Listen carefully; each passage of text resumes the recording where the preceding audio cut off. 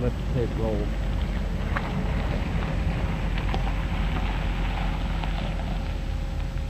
And as you start to pull out, we'll tell him to move.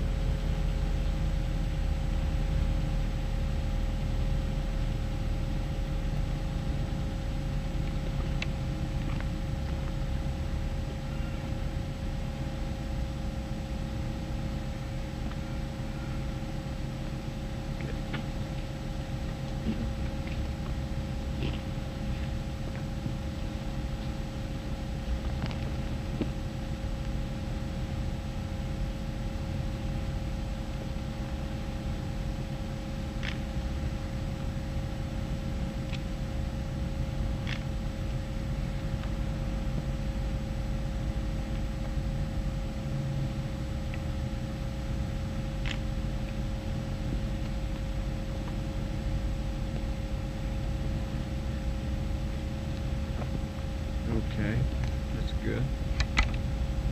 Gotta hit it again.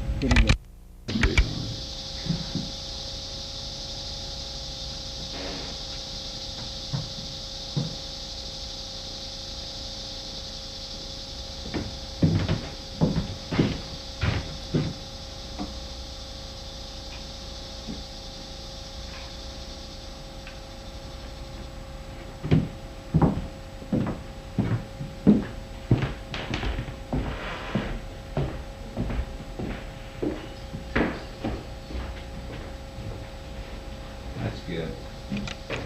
Yeah. Just you get the sound?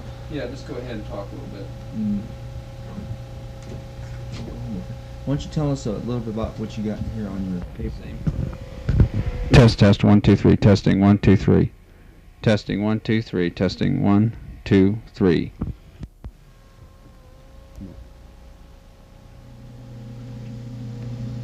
Go ahead and give us a test.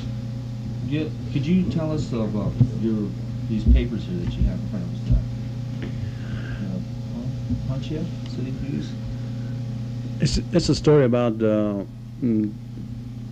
Geronimo, and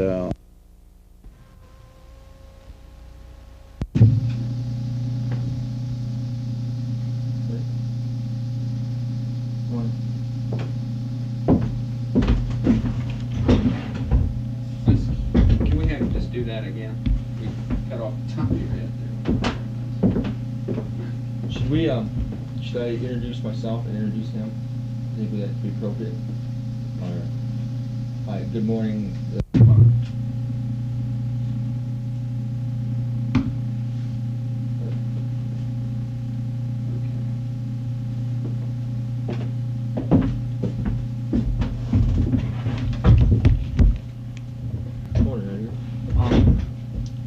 Could you tell us a little bit about your newspaper articles here that you have in front of us today? well, to my left here, the paper is about CBQ fight that took place August 30, 1881, and there was a fight over a medicine man. They claiming that he's been having meetings with their people, ghost dance and witchcraft and what have you, and orders were come from the top to different commanders, and then they finally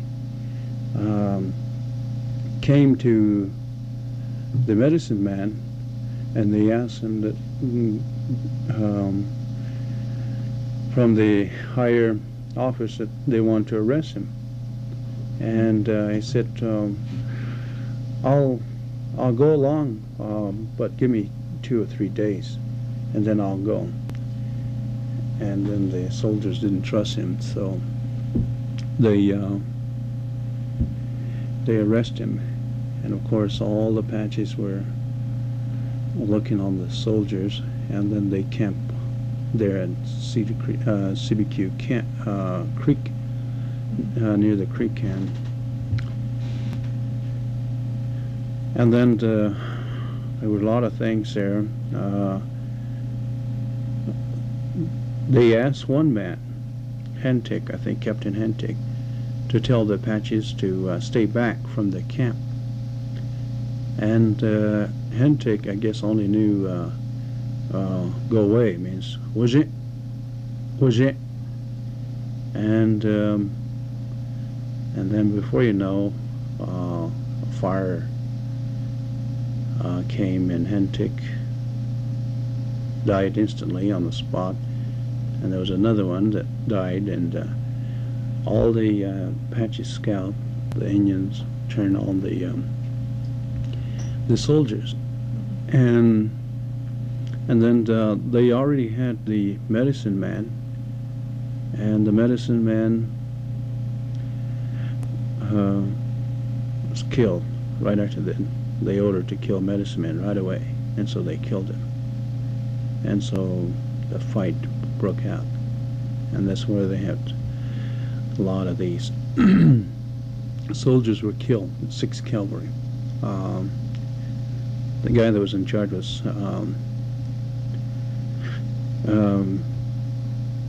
Carr, and his monument is out here now, and the soldiers that fought, and the monument I'll be looking at, I guess, was placed here on the fort, the cemetery.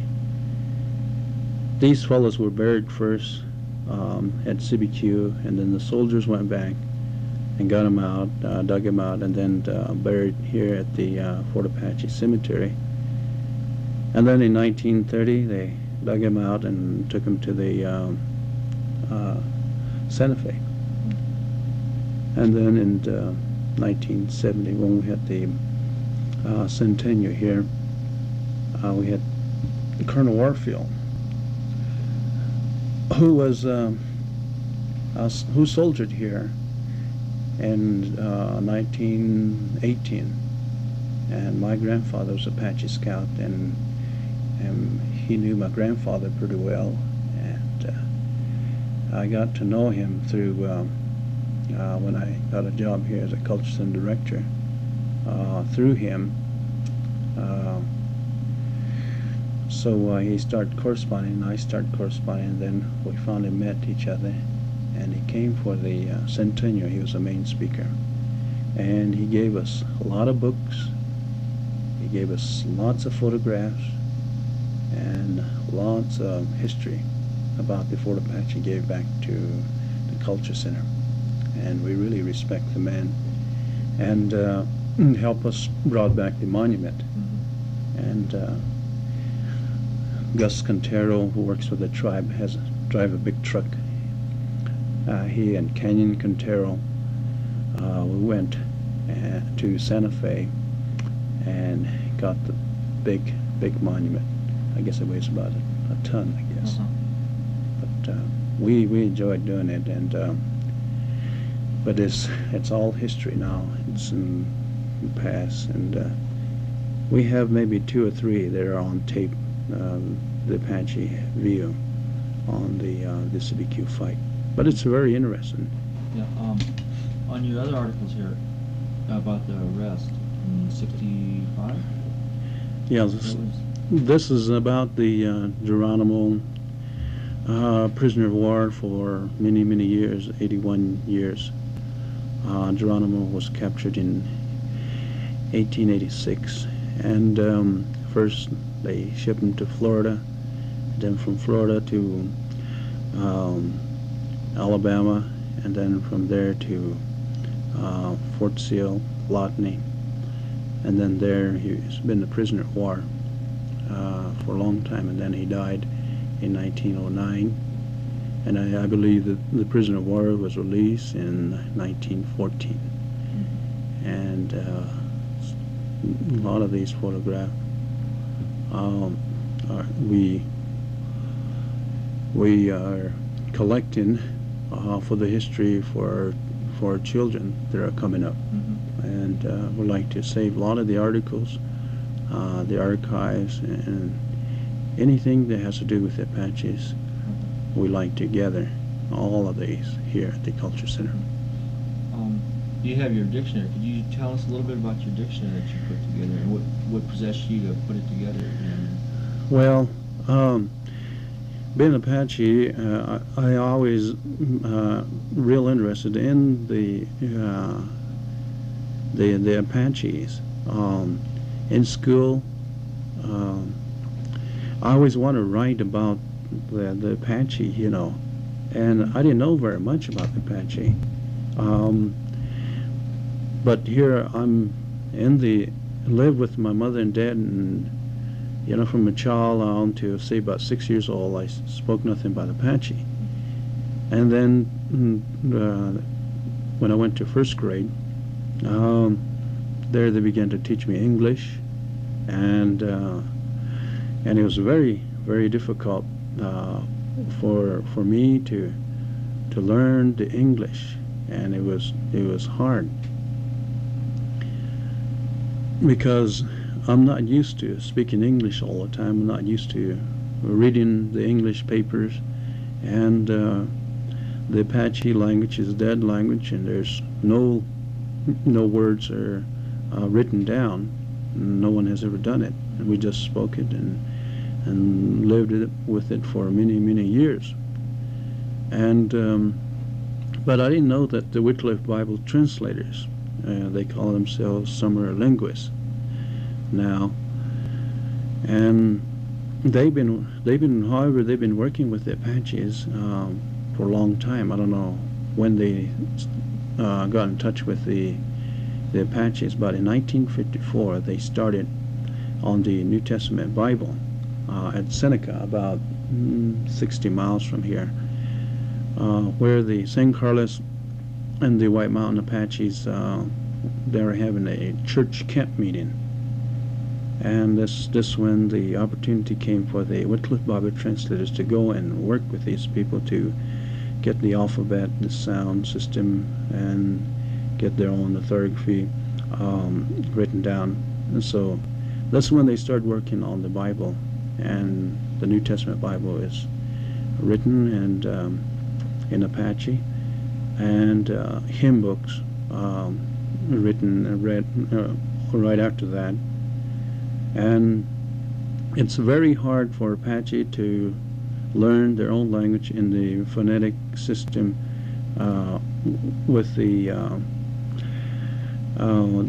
phonetic sounds, the consonants and the vowels, glottal stop, nasalization, and everything else they just don't understand. They know their language, but it was hard for them, and they didn't have the patience to learn.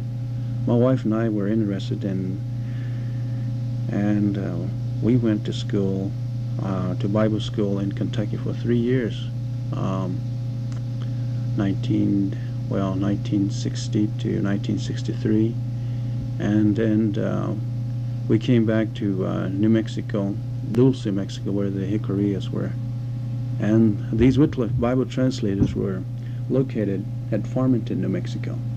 So they heard of us, and so they came over to Dulce, and and since we were the only Apaches that are close by from White Mountain, so they came over, and they needed our help now translating the story about Moses, and so my wife and I helped with that, and we got interested in it, and there were some Navajo in the area that were trying to help us. Because they already knew how to read their language. Navajo and the Apaches the language are similar because they're Athabascan language.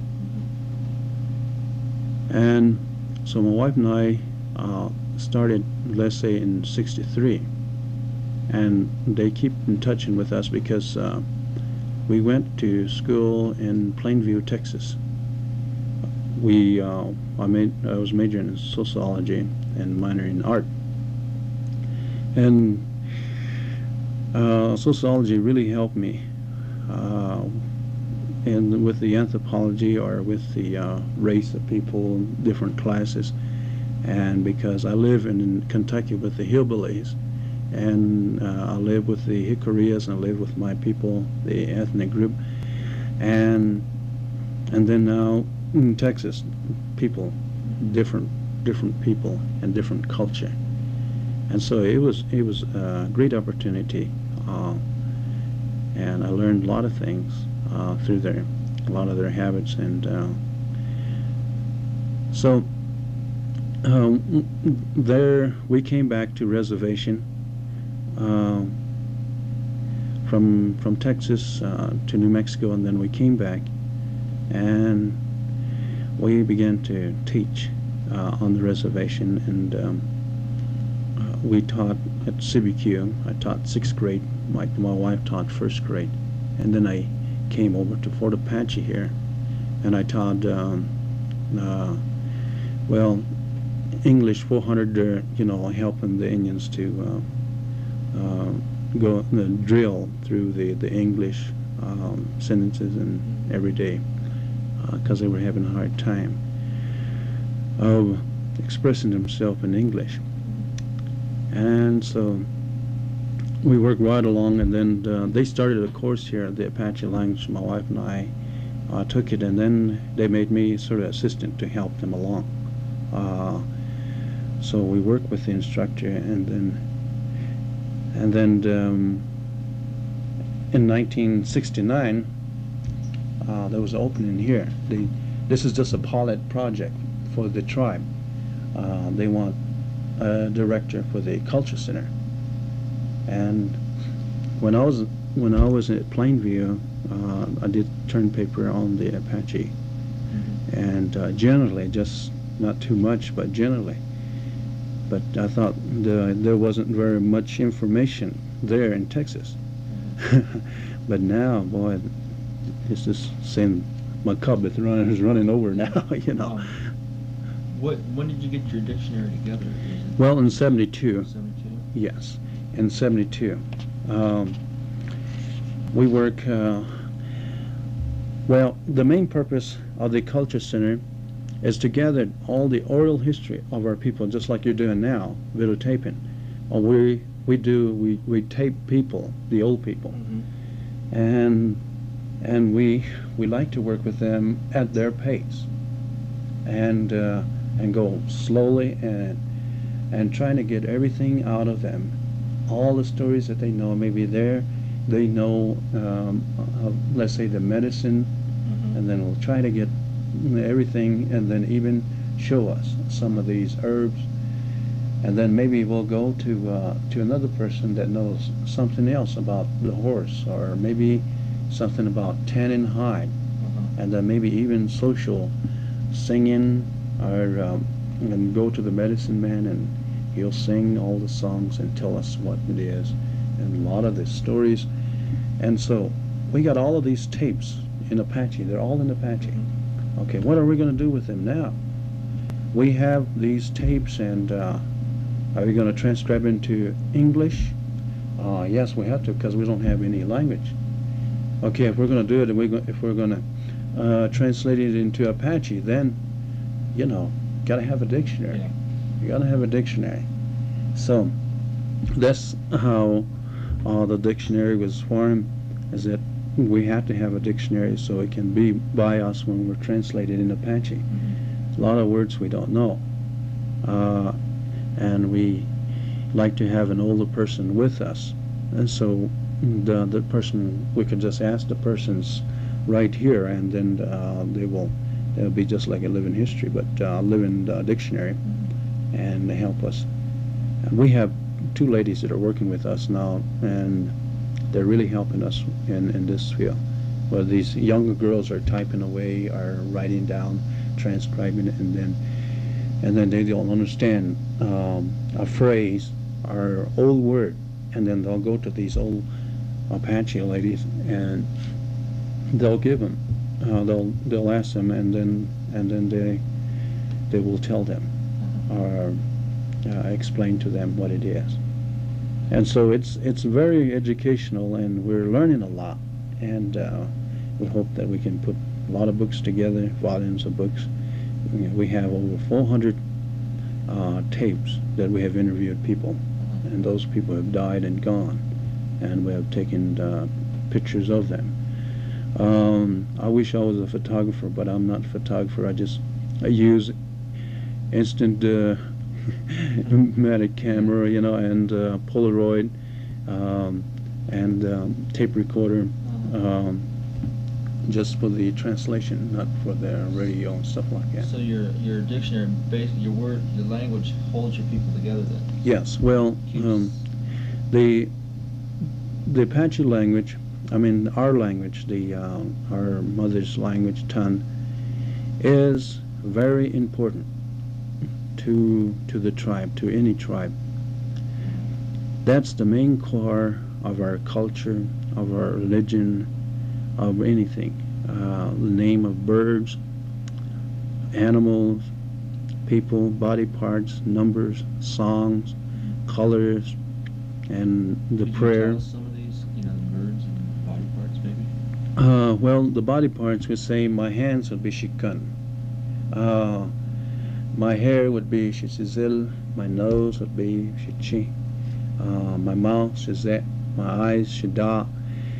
And the whole body would be shitzi. And my chest would be my shitil. My stomach shipik. My knees would be shikuk. My feet would be shike. And so forth.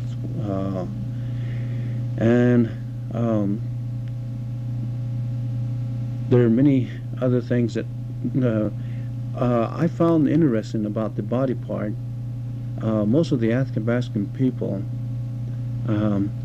seem like the body parts, the words to the body parts remain with most of all the Athabascan people, because the life, the body is so important, and it's dear, and it is important.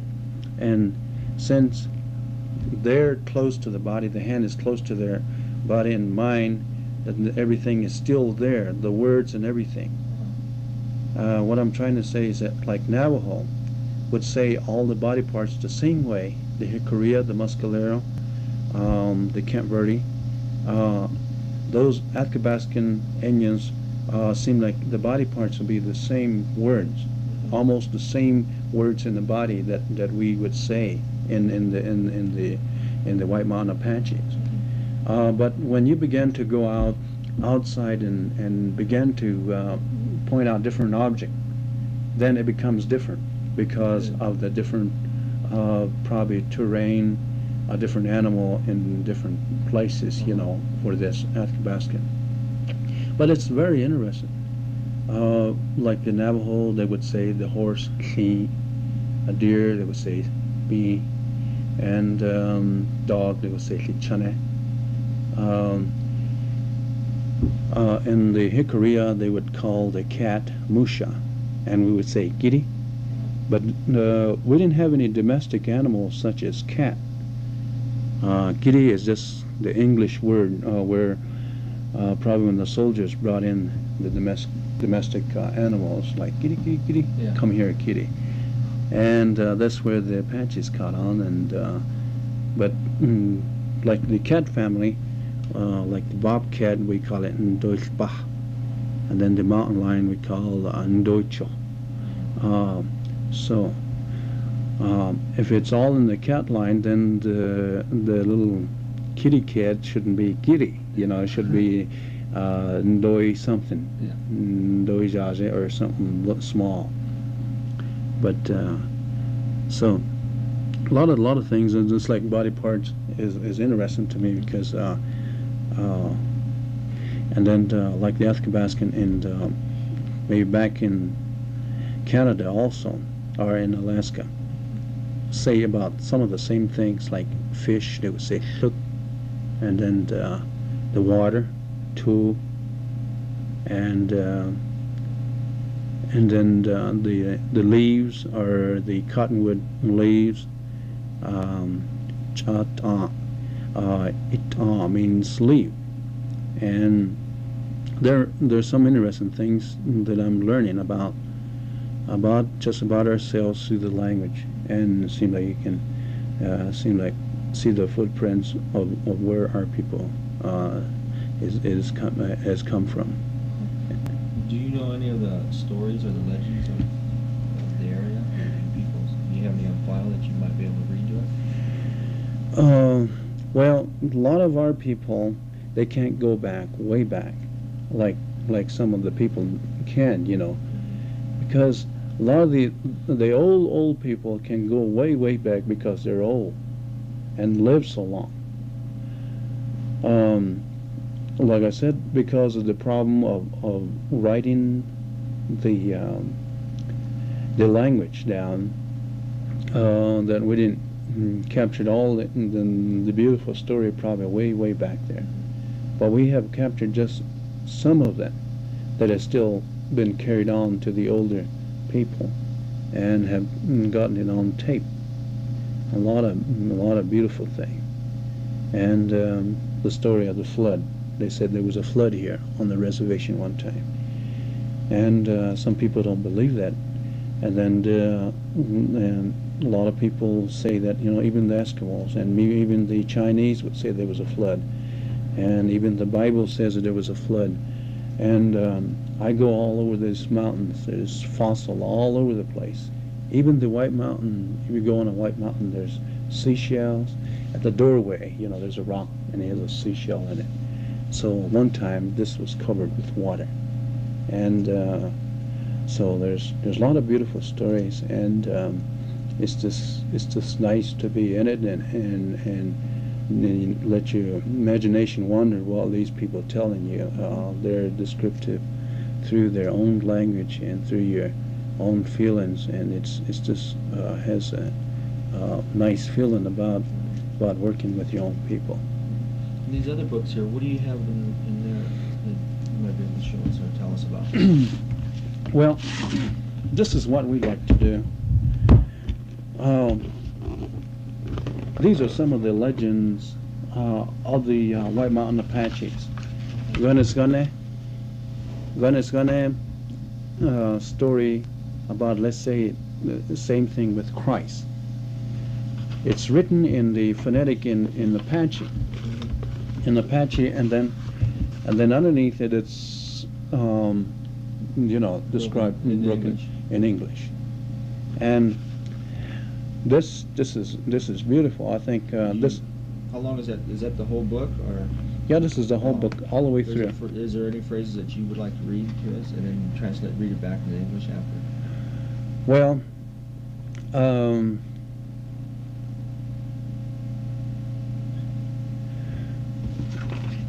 dal keda jenis ai onata. That means keda means long time ago. Janai means the sun. The sun. Onata means seems like it's going away and comes back. And so these are in our language, and this is what we like to do, because through the tapes and videotape and slides, and probably through the books and things like that, we like to do this and maybe illustrate it also in picture form, sketching. And so these are some of the books that we have. We like to do this, and I like to train our staff. We have our class here, try to have a class every morning, maybe for 10 minutes, and teach them the Apache language. We have 31 consonants, and we have the vowels, the Apache vowels. Like I try to teach them, this is ah, this is eh, and this is e. And trying to, and this is very, very basic and elementary, and trying to teach them, because all of these vowels are like in Spanish. Ah, eh, and then e. And then the O, and then the U. Our O and the U are understood, I think, very easily, because U doesn't use very much. And then we have all of the other consonant with us, and I have them on cards, and we go through them. And then also we have the workbook, and I go with them through the workbook, and then trying to get them familiar with it, the sounds, and so they can help themselves as we translate. We have about 3 staff. One of the girls is secretary, doing a lot of typing and corresponding, sending dictionaries, and then another girl is say a translator. All she does is translate all the 400 tapes. You know, we're just touching very little of it. And then one of the other girls is the museum guide. She guides the people through the culture center and tell them about the Apache. And Just have to stop here.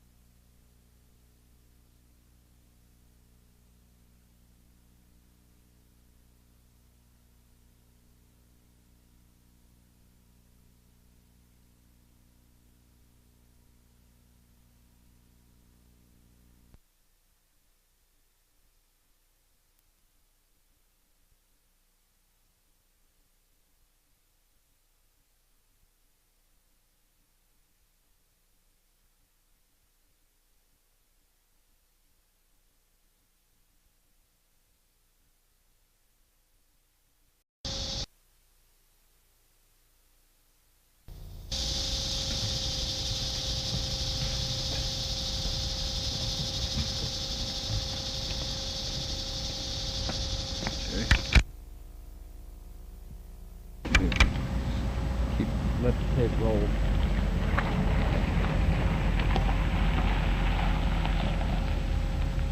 As you start to pull out, we'll tell him to move.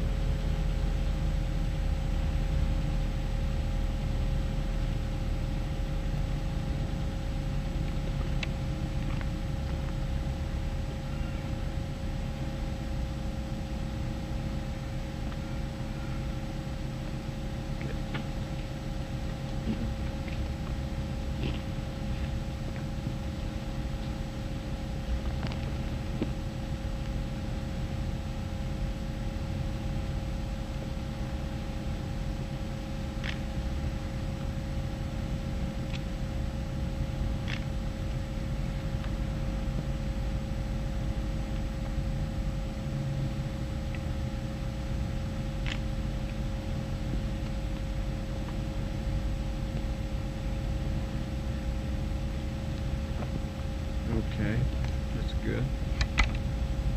Gotta hit it again.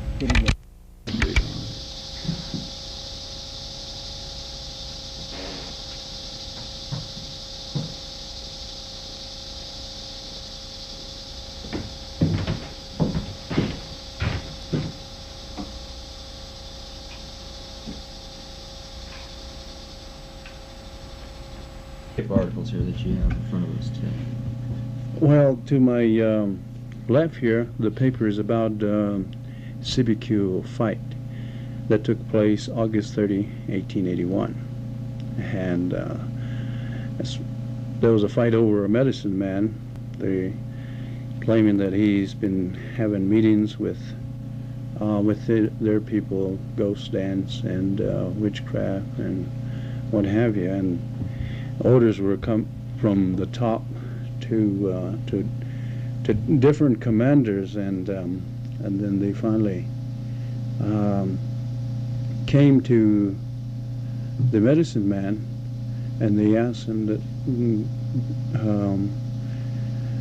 from the higher office that they want to arrest him, and he said,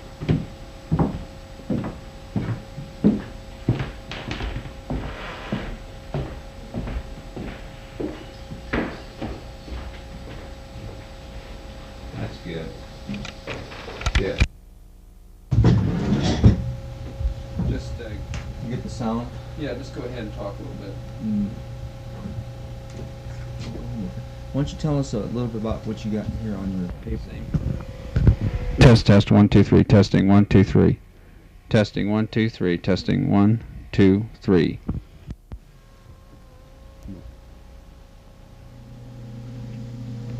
Okay. Go ahead and give us a test. Yeah, could you tell us about these papers here that you have in front of us? Ponchia, City News? It's a story about Geronimo, and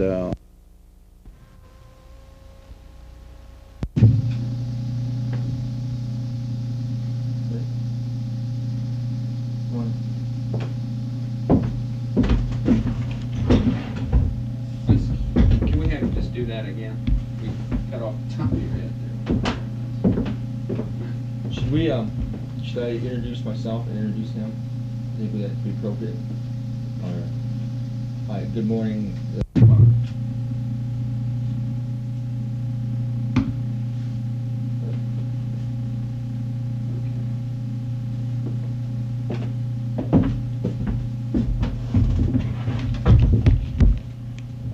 Morning, Edgar. Could you tell us a little bit about your newspaper?